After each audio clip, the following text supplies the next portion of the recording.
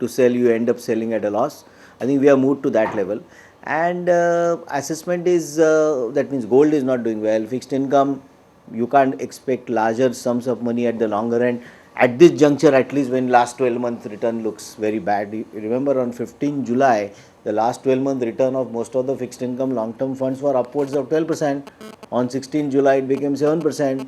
On 24th July, it became 3%. So the point is, you are in for a right time perhaps to push equity, while not in a wrong manner for sure, because you are still not going to look at asset allocation per se, but you'll say, okay, all these assets are done badly. Gold has not done well, real estate has not done well, debt has done not done well. Now look at equity, which in my view is not the right way of doing. Because we have gone into that because we ended up doing a far excess selling and far excess parking in all these other assets. I think that's the challenge for us, and my belief is, one has to look at equity. People make fun of us when we say that, what is long term. First time we said in 2005, we said long term is 1 year. Income tax department also says long term is 1 year. Then we moved to 3 years, then we moved to 5 years, then now we are saying 10 years. Then in fact, if you look at a rolling return of Nifty or 10-year rolling return, you will find that that's the best kind of measure for you to really look at all kinds of events which typically go in the life of an economy. If you look at 10-year row, in the last 10-15 years, we have seen wars, we have seen nuclear action, we have seen everything. But it has produced phenomenal wealth. Only problem is the way we are selling. The only problem is the way we are actually making the customer also look short term. He doesn't look at anything when he is looking in PPF, but when it comes to equity, he wants to see it on a daily basis or a monthly basis, which has everything to do with the equity, basic equity culture. And I think it's the only way one can do is one will only look at asset allocation, do rebalancing after every 2-3 years, and forget about looking at where the markets are, and look at equity only through well managed equity funds who have produced alpha over a long period. I think that's the only way wealth can get created. So I think I have touched upon the fixed income, gold, real estate angle, little bit on equity also. We would, before we go into on the Q&A side, if there are any, we would have Harsha, who is our CIO, who would give us a detailed market view as well as the whole strategy on some of the funds that we manage. Thank you. Where's your? I'll sit from there and do it. You can sit there. Use a presentation. You can sit there. You have to take him. He is speaking. But I need presentation. Just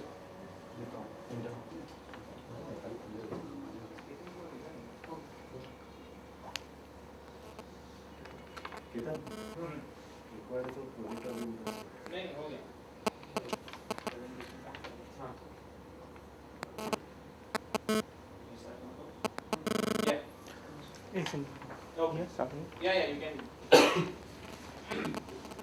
Hi everyone. Okay, let me quickly introduce Mr. Harsha Upadhyay. He heads the equity management team at Kotak AMC and personally manages Kotak Opportunities Fund, Kotak Select Focus Fund. He has 18 years of rich experience spread over equity research and fund management. His prior stints have been with companies such as DSP, UTI, Reliance, and SG Securities.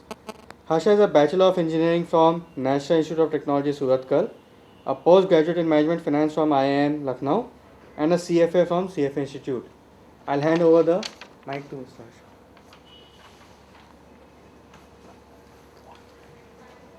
Can we start? Good evening, everyone. Mr. Sandesh Kirkare has already spoken at length about macroeconomy and the challenges that we are facing and how some of the issues are getting resolved. I'll take it forward from there and see how equity markets are going to respond to some of these improvements, and how do we see the valuations in equity markets as of today, and how do we see the outlook going forward.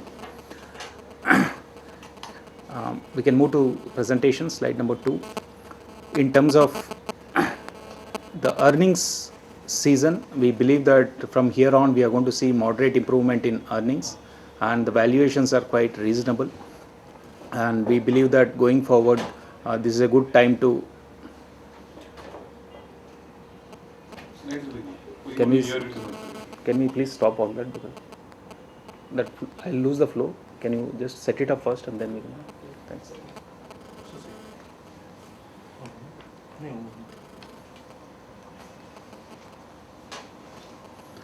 We can move to slide number 3, where we have spoken about viewpoint in terms of our equities. All eyes were on QE taper, which was announced a day before.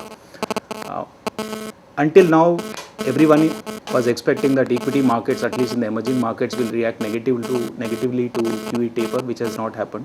I'll just mention few of the issues why it has not happened. I think compared to May when it was first announced, today we have seen a large improvement in current account deficit. Today we are looking at a current account deficit of $50 billion as compared to $88 billion at that point of time. Secondly, I think in May-June period, we saw a lot of redemptions on the fixed income side from foreign institutional investors, which has not happened now, because most of the money that has gone out has not come back into India. So because of these two reasons, and also the fact that we have got about 6 months period to adjust in terms of the negative news, I think markets have behaved very rationally. Even going forward, we do not expect a negative knee-jerk reaction from the market, simply because I think $10 billion a month, even if it continues, I think it's more or less in line with what markets are expecting. In terms of overall macro, I think clearly fiscal deficit continues to be a sore point. We have already reached 84% in terms of the full year numbers, though the finance ministry has been talking about a 4.8% of GDP as the red line. In case they need to achieve that, I think it has to be done only by cutting expenditure, which means that the growth in the next year is going to get curtailed. Having said that, I think we should also point out that the correlation between GDP growth and equity market performance is very limited. The correlation, if at all, is higher with corporate earnings growth and equity market performance. While we believe that the earnings, the GDP growth is going to revive maybe by 0.5% or 1% over the next 2 years, we believe that there is going to be a reasonable amount of improvement in earnings visibility. The first half of financial year 14 was a flattish year, but for the full year we are expecting about 6% earnings growth, which means in the second half most of this growth is going to come through, which will take the second half number on a year-on-year basis to about 11 to 12%. Similarly, in FY15 we are looking at about 11 to 12% earnings growth. So overall for 6 quarters from here on, we are looking at moderate improvement in earnings from about 11 to 12%. From a level of about 7 to 8%. So clearly that is what we are focusing on, and since the valuations are well below long-term averages and we are seeing a kind of recovery in earnings trajectory, we believe that markets are nicely poised for a decent amount of returns going forward. Moving to the next slide, going to slide number 5. This slide shows clearly how FII flows have moved over the last several years in India. Slide number 5, please. In terms of calendar years, I think except for 2008 calendar year, we have never seen a negative number in FII flows. Consistently, we have been seeing good flows from FIIs. This is despite various global events, various local events which are negative. I think on an average, we have been getting anywhere between 15 to 20, $25 billion. Even this year, despite so much talk about QE taper, till date we have got about $18.5 billion. And we believe that even going forward, while QE taper is a reality, I don't think it's going to reduce liquidity in emerging markets or India in general. The only other point I would like to mention is for the last 2 years, mutual funds and insurance companies have been net sellers in the market, and that continues even today. Although last month was a net positive number for flows in mutual fund industry, still on a yearly basis, mutual funds have been sellers. So in case we see a negative flow from foreign institutional investors for a couple of weeks, I think at that point of time you will not see counterbalancing flows if this trend continues on the domestic scenario. So that is a risk for the markets, but we believe that that's only going to be a short-term risk rather than a long-term sustained risk. And we believe that despite odds, foreign institutional investors will look at India as one of the favored markets, because even at 4.5%, which is almost 50% of what we used to grow at earlier periods, it continues to be one of the high growth regions in the world. From that perspective, I think money will continue to flow into India. Moving to slide 6, another question which comes to every investor's mind is Sensex is already back to 21,000, so why should we be investing in markets? It's same as 2008 peak. I think the answer lies in the next slide, which is slide 7, wherein on a 12-month basis, if you look at forward price to earnings or price to book, because we are looking at both profitability levels as well as on a replacement cost basis method. Both sides, there has been a contraction in valuations from 2008 peak levels. The valuations have corrected by almost 40%, from a peak of about 25 times in terms of price to earnings in 2008. Today we are at about 14 and a half times. So clearly, while markets have moved back to 21,000, the valuations have corrected in the last 5 to 6 years, and today we are trading well below long-term averages. The long-term 10-year average is the red horizontal line that you will see on the slide, which is about 15.2, 15.3. So clearly there is a discount to the long-term average even today, and we believe that markets can at least move towards long-term averages, if not higher from those levels. Similarly, on price to book basis, which is the top right chart in your slide, from a peak of 4.2 times, the market, the valuations have corrected to about 2.4 times. So clearly, once again, there is a contraction in valuations, and which is well below long-term averages once again. Even if you look at something like market capitalization to GDP ratio, which most of the foreign institutional investors look at, the average is about 60%. Whereas the average is about 69%, and today we are at about 60%. So clearly, even from that perspective, our markets are very fairly and attractively valued. Only in cases of proportion of more than 100%, we see markets becoming expensive, and that happened in financial year 2008. And today we are well below that number at around 60%. Moving to slide 8, which shows how Nifty and other indices have performed during the calendar year. Nifty has performed marginally higher. For the year, it has moved up maybe about 4 to 5%.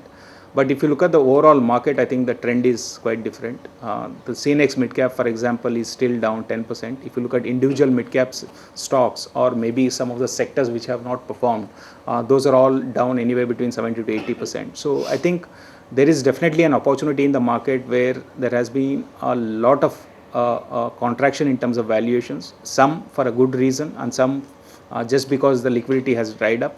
I think we need to focus in terms of the fundamentals. If fundamentals are on the uptrend, if we believe that the stocks and the sectors are up for revival, I think that is where money can be made, and our focus will be to identify some of these sectors and stocks going forward. Slide number 9 shows how earnings growth has moved in the last 20 years.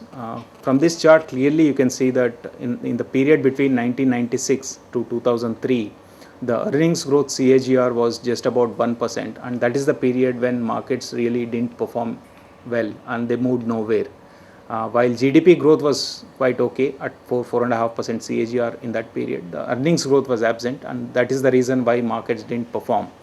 Today we are in a different situation where GDP growth is lower than what we saw in the last 5 years, but at the same time there has been a revival in corporate earnings trajectory, and we are looking at about 11 to 12% earnings for the next 2 years, whereas last 5 years or 6 years the earnings growth was just about 7%, and that is where we believe that markets are likely to revive from these levels despite lower GDP, because finally what investors are pricing in is corporate earnings rather than just the GDP growth.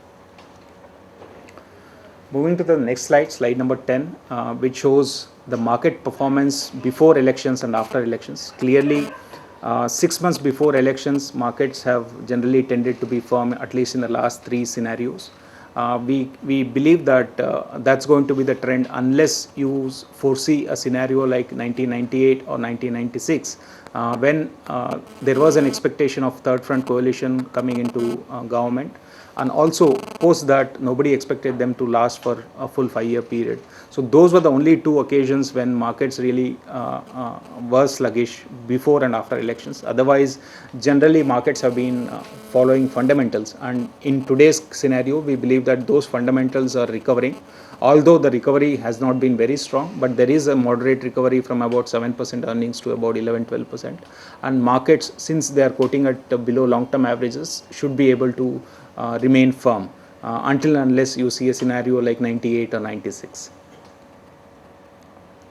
Moving to slide 11, which shows sectoral divergence in terms of valuations. Clearly, on the top left side, you have a chart which shows the defensive sectors, that's healthcare, consumer, and IT, which is represented by red line, which is quoting at about 27 times 1 year forward basis. The blue line is the market average line, which is 14.4, which we also saw in the earlier slide.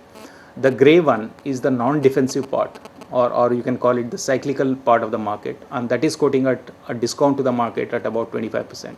So how do we construct the portfolio going forward? Clearly, you need to be present in both the segments, both the red segment as well as the gray segment, and you keep balancing your portfolio, because while valuations are high in defensive sectors, that is the basket where there is reasonable amount of certainty in terms of earnings growth, in terms of their cash flow generation, and in terms of their future growth. Within the three defensive sectors that we have, we are currently focusing more on information technology, because we believe after 3-4 years of